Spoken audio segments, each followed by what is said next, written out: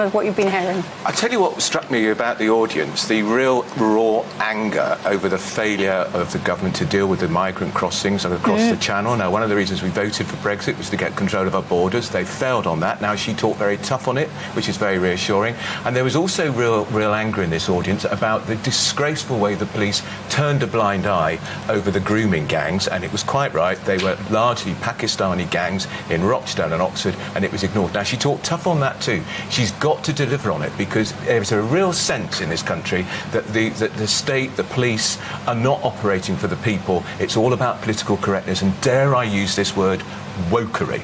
The scourge. She's got to become the scourge of wokery, and if she's got Kemi Badenoch in the cabinet, that will help. The other thing I thought was encouraging, I know people are, of course, hugely worried about the cost of living crisis. There will be an emergency budget within a matter of weeks. It'll be before the end of September, which means some of these tax cuts, the removal of national insurance, will come through much more quickly than perhaps people realise.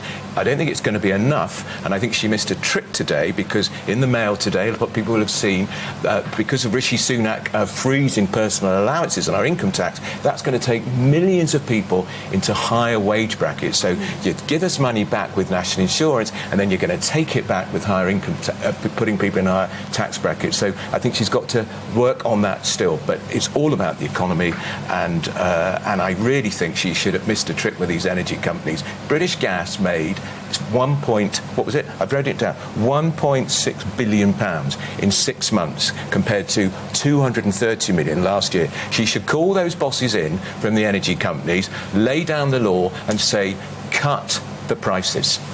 Do you think that, because obviously she used to work at Shell as well, so do you think that she might have some kind of, I don't know, insider track that other people seem to be lacking? Because let's face it, no one really has done much when it comes to these energy companies. We had a lot of chat, but not much real action.